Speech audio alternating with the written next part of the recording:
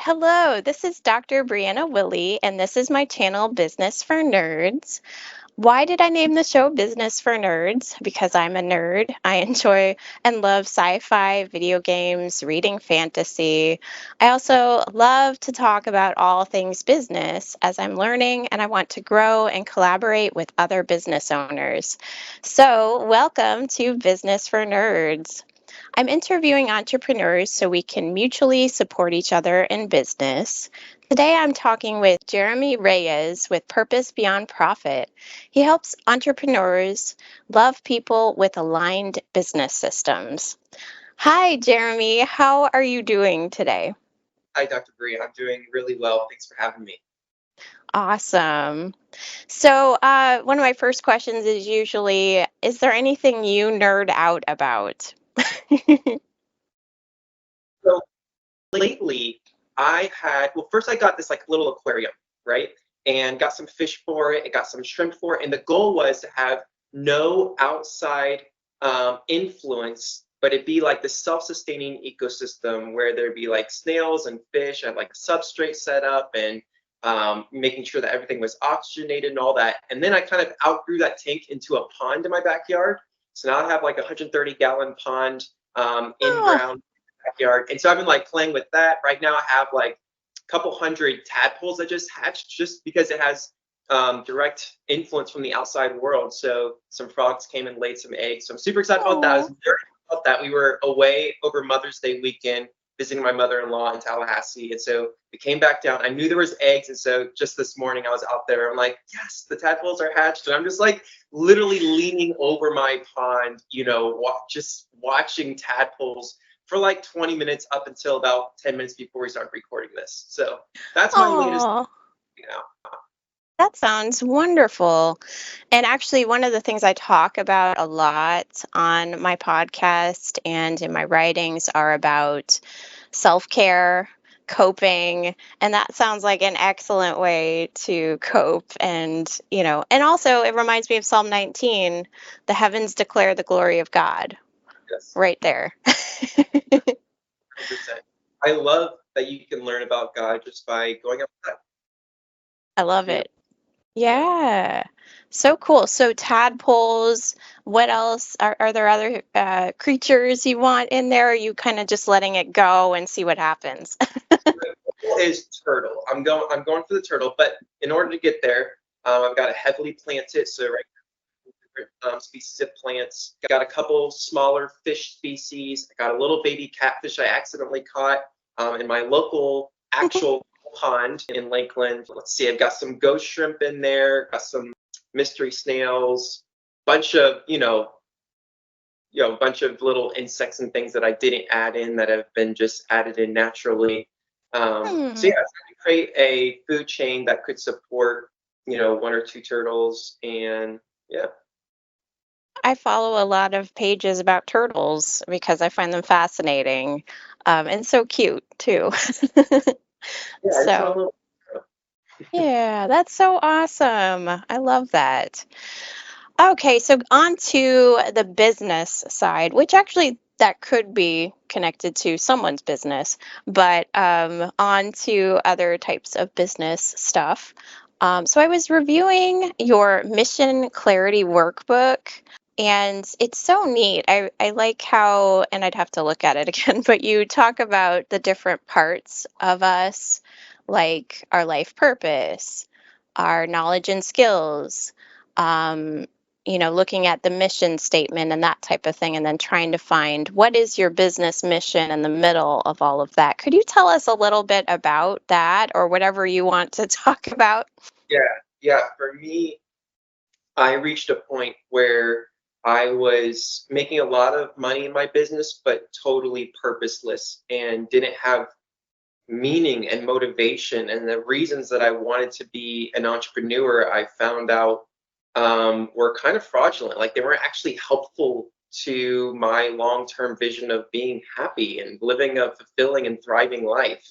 And I was chasing milestones that were just milestones that kind of left me on a hamster wheel. And so I had to come back to what is actually really important. Like, why am I actually doing this? I was just journaling a couple days ago. Maybe I was talking to my wife. I'm not sure which one. Um, Hmm. and I think like when I really started to ask myself why, I really started to understand the true purpose that was guiding my decisions. And I didn't like the answers when I was honest with myself. I didn't like the motivation. And I realized like that's the reason I was having a hard time getting out of bed. That was the reason I didn't want to jump on sales calls with people because I didn't actually believe in what I was doing. And so I didn't realize that I had to make a shift from chasing milestones to having a compass that pointed me in the right direction and that I could pursue that unhindered and find joy in the process, not just the adrenaline from the temporary milestone. And so I think that entrepreneurs are really looking for that. Like we're looking for freedom. I think that's one of the reasons that a lot of people become entrepreneurs. They're looking for freedom, like time freedom, financial freedom, all those things. But like at its core, we want to be happy, fulfilled. We want to enjoy our work. And so the Mission Clarity workbook came out of my own journey of finding that compass, of knowing how do I combine my life purpose in the sense of why am I even on this planet in general, not just for business, but like in life, all of life, as a husband, as a son, as a friend, as a community member, like what is my purpose in life? And then Mm. also like what are the gifts that I have that could be leveraged for the benefit of other people and for myself and my family. But then also the third circle, and I know I haven't mentioned circles, so it's kind of like a Venn diagram. So like you have three circles. One is life purpose, one is gifts, or you called it skill sets and knowledge, is what I used to call it. And then the Mm. other circle is empathy, which is when you're in a room of 100 people who you don't yet know, who do you naturally gravitate towards? When they start to complain Mm. about the problems that they're dealing with, you lean in instead of rolling your eyes and walk away, right? And so, who are those people that they're probably facing a problem that you yourself have faced because you can't really fake empathy for a long period of time? And so I believe that God gives us with experiences that equip us. And a lot of times, what we think disqualify us from the work that we're called to is actually what's equipping us to show up with compassion and comfort for the people that we're called to serve. And so, what I've done Mm. is developed frameworks that embody all three of those circles so that you have a compass that you can pursue really for the rest of your life or at least for the rest of your business and knowing what direction I'm going so that we can move forward efficiently. A lot of people ask me like, okay, Jeremy, like I have the compass, but like, let's say I get the compass, but then like, I want to be, financially free. And then you go back to those like cherries in the top in the entrepreneurship. Like I want to make money. Like I need to, I'm like, yes, but like when you don't have a compass, you typically run in 10 different directions at once. And that's what creates Mm. overwhelm. And that's why you're not getting anywhere in your business. And so it actually is in your financial best interest to move forward in one direction and take 10 steps in that direction instead of one step in 10 different directions.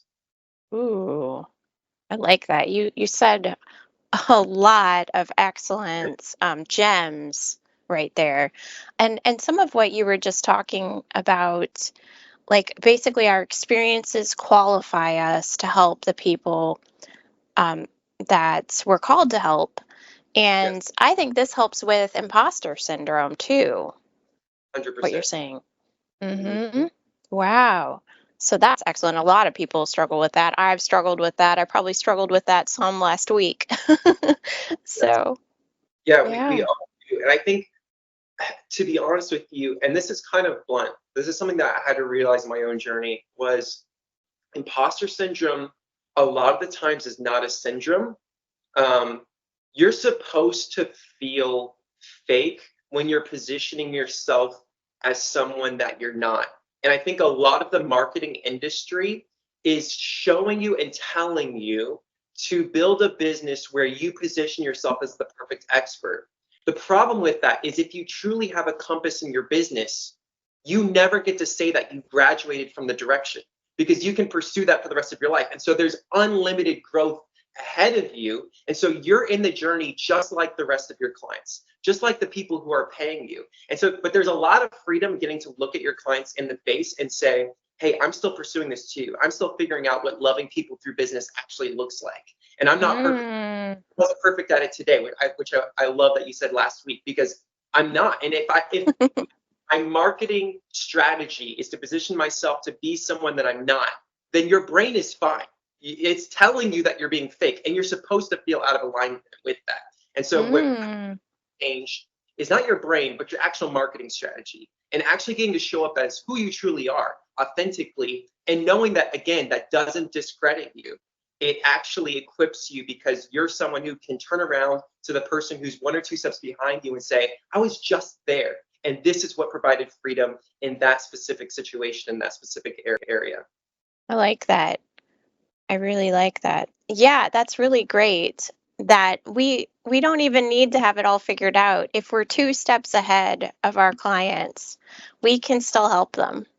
Yeah, yeah, So I really like that there's a lot of freedom there that we don't have to be, yes, we need to know some tools and strategies to share, but we don't need to be at the expert level to right, help people.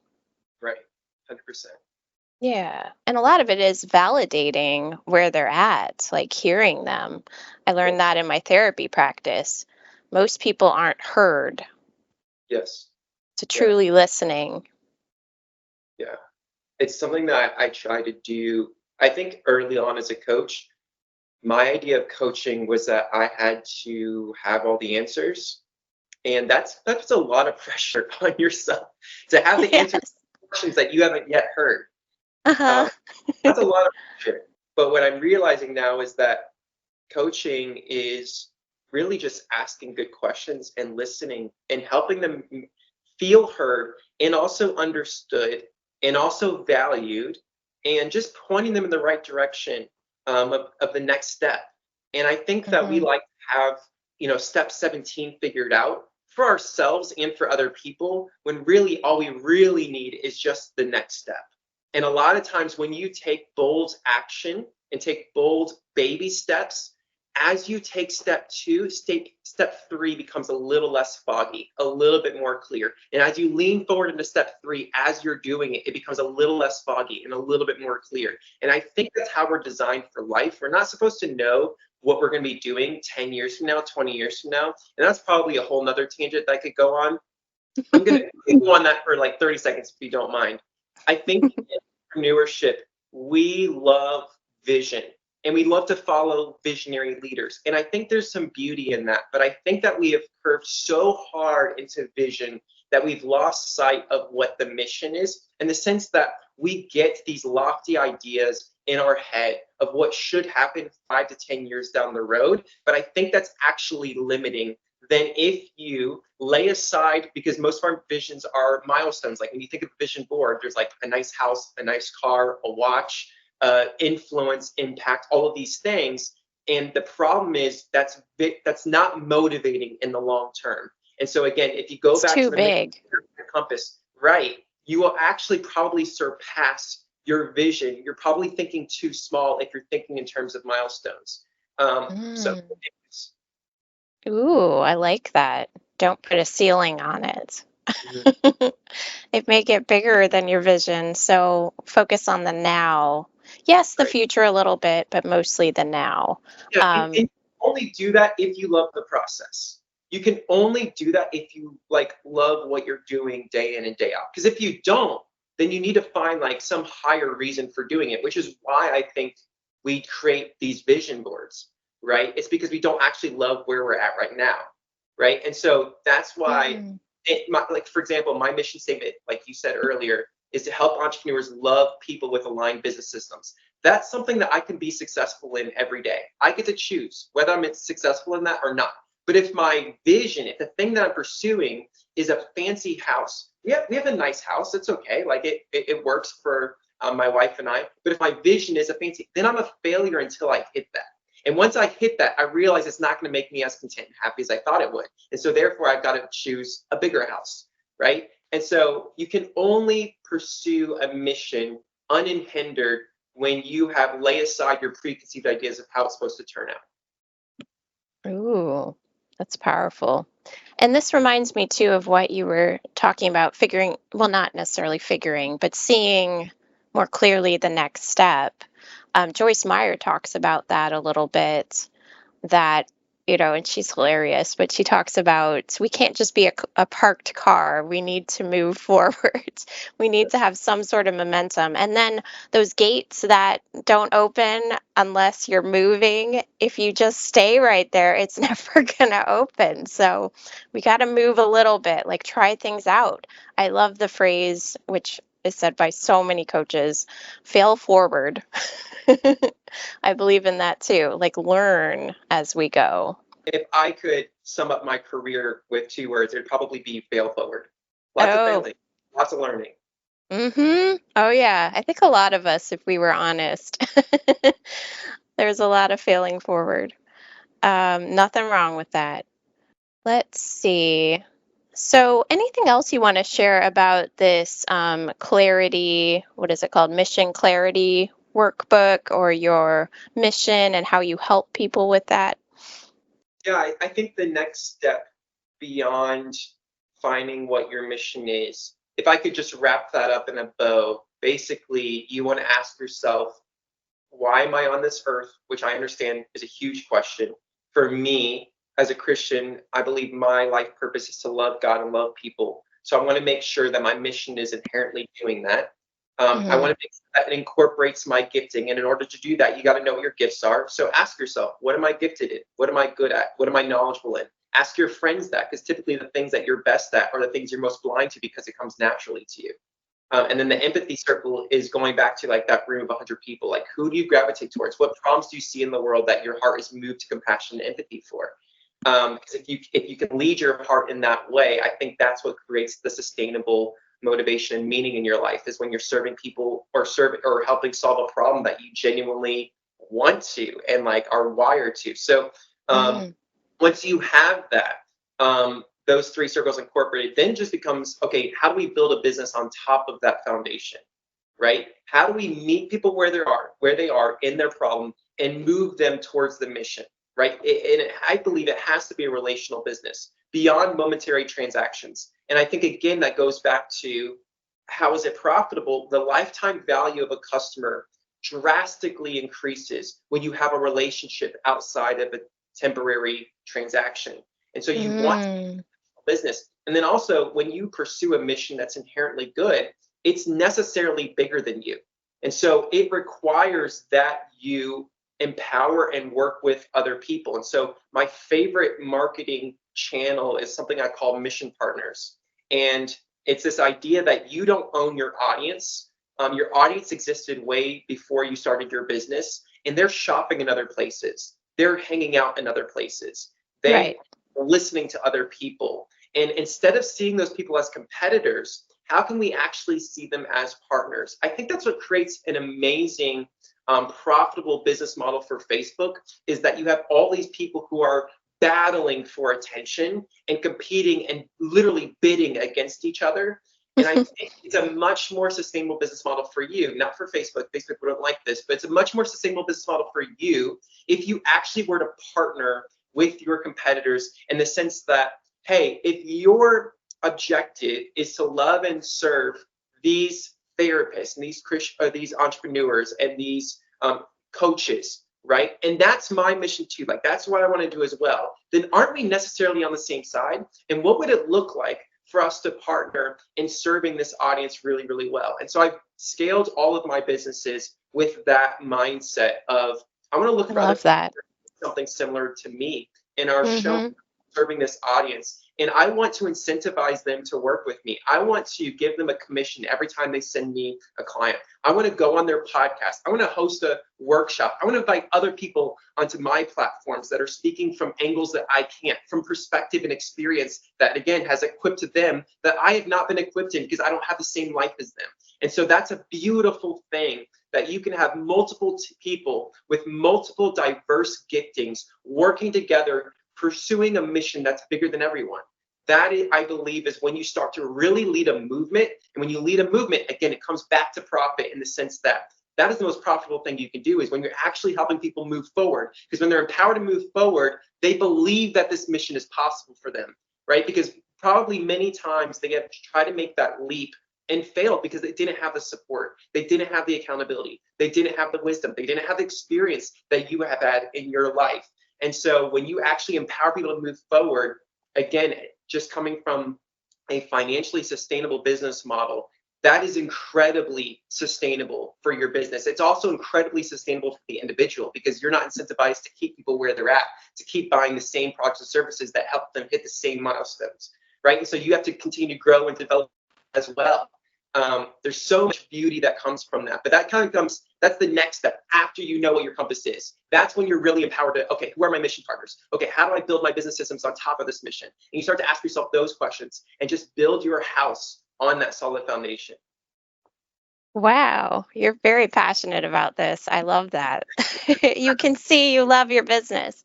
Yeah, I've fallen in love with the process because I experience the pain of the problem of bouncing back and forth between being purposeful but unsustainable, and then being profitable but lacking purpose. And I existed there in the in between for years. And that creates a passion that you just like. I'm several years into this. Like, I could not keep this level of like, I couldn't fake that for Right, this long period of time. And so, like, right. I believe I'll be pursuing the intersection of purpose and profit for the rest of my life. Um, but there's so many opportunities that will come from that and have come from that. Like, I just led my first in-person retreat for clients who have graduated from my program, and now they want to meet each other in person. Like, it's beautiful. Ooh, Opportunity after opportunity, because I'm moving forward, right? And I will never graduate from loving people through business, and neither will my clients. And so, like, I don't see an end in sight. All I see is the light at the end of the tunnel, but it's like here and now. And it's not something that I have to just struggle and grind through until I get to that moment. Of course, there's struggles in building a business. Like, don't get me wrong. Like, there's hard days, 100%. Like we yeah. talked right before we recorded this, like, it feels like a Monday. Like, after a long weekend, Mother's Day, you're out of town, coming back. Honestly, I'm like, oh, why did I schedule this podcast on Monday?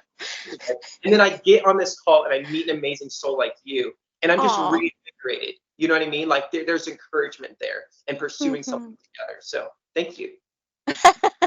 I hear you. I think I sent out a meme because I'm changing to another blog platform, which you probably actually got the email, but I said, let's delete Mondays.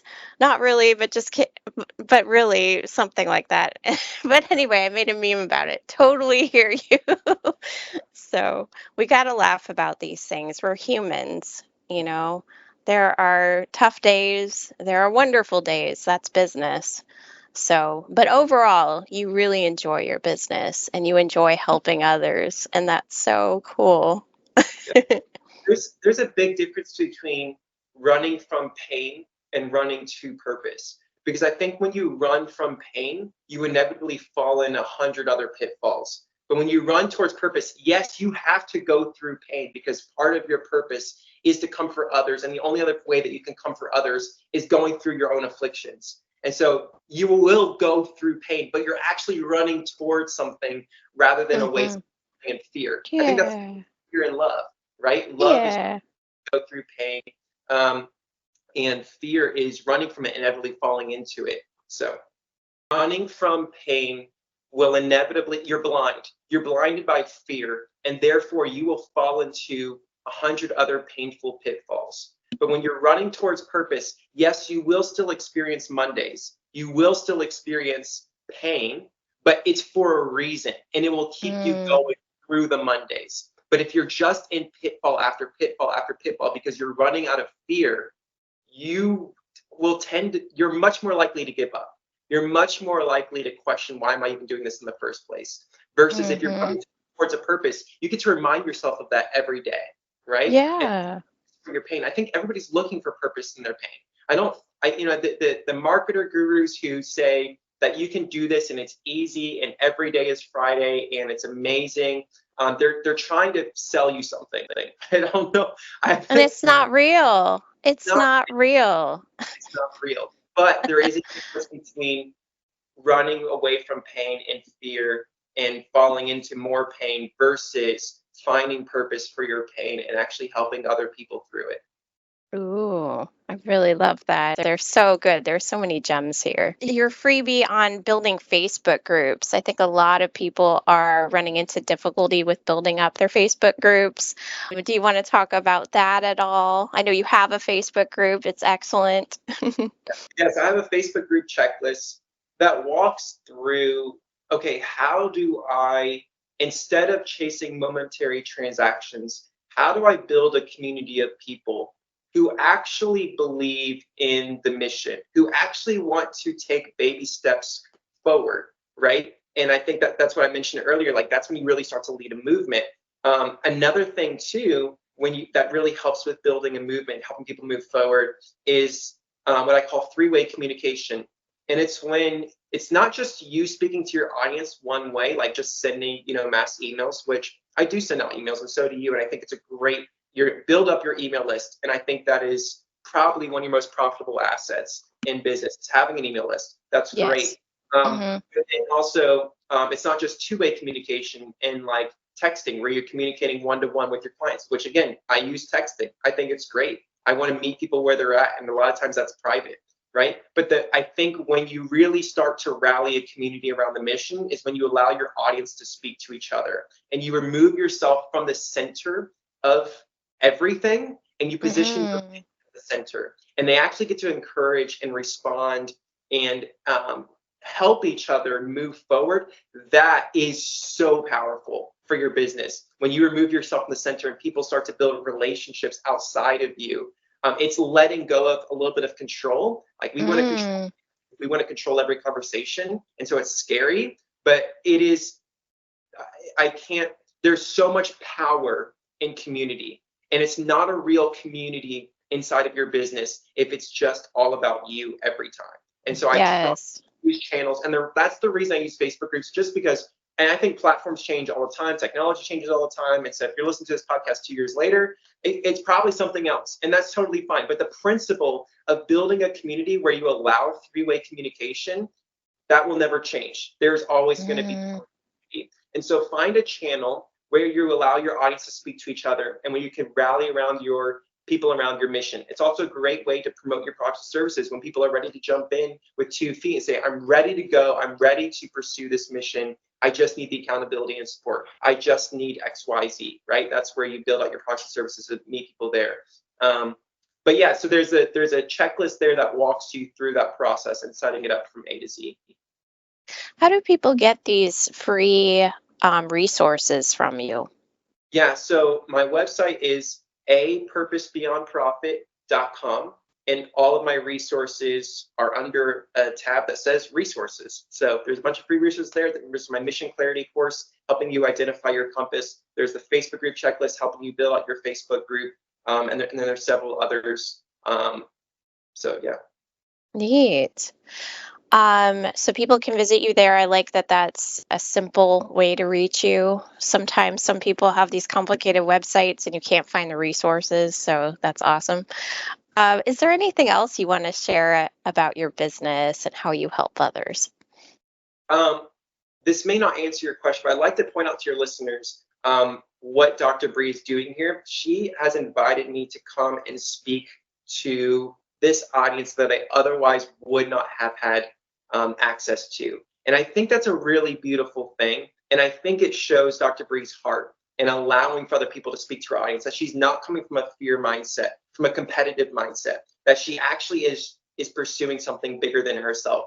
And I just want to say, like, there's nothing more powerful than getting to see that in real time. Like, I can tell you my frameworks and in principles, what you should do in your business, but watch Dr. Brie, watch what she's doing, and see in real time how you get to benefit, because I get to speak from a perspective that Dr. Brie doesn't have. And so you guys got more value than if it was just Dr. Brie talking. Not to say that there aren't episodes, and there should be episodes where she's just pouring into her gifting, but at some point, when you diversity is a good thing. And so just watch how she's building her business and emulate that, because I think the world is going to be a better place if we do more of that, like you. So thank you for allowing me to come and speak. Oh, thank you so much. I really value that. It's all about growing together. Okay, so we have a way to contact. Is there anything else you would like to tell us? I would just say, if you're an entrepreneur who is at the intersection of purpose and profit, you have a heart to love and serve other people. I want to tell you that you're not alone, that you're probably with 95% of businesses in the world right now. And Yes. it's okay to not have all 17 steps figured out. But if you know what that next step is, a lot of times you're not going to get further clarity on step 3 until you take step 2, or step 2 until you take step 1. And so if it is literally as simple as getting access to my Mission Clarity workbook, and that just being, you don't know what comes after that, but it's as simple as, I just know I need to find a compass for my business, and I need to make that more clear, and I need to be able to articulate that in person and on my website and in my marketing message. Like, if that's all that step 1 is, then like Dr. Brie said, just do it. Like, just move forward. Just take small, baby, consistent action. And I think that's how we're successful over a long period of time. Yeah, it doesn't have to be perfect. We can hashtag fail forward. So thank you so much again, Jeremy, for being on the show. And thank you, listeners. Bye.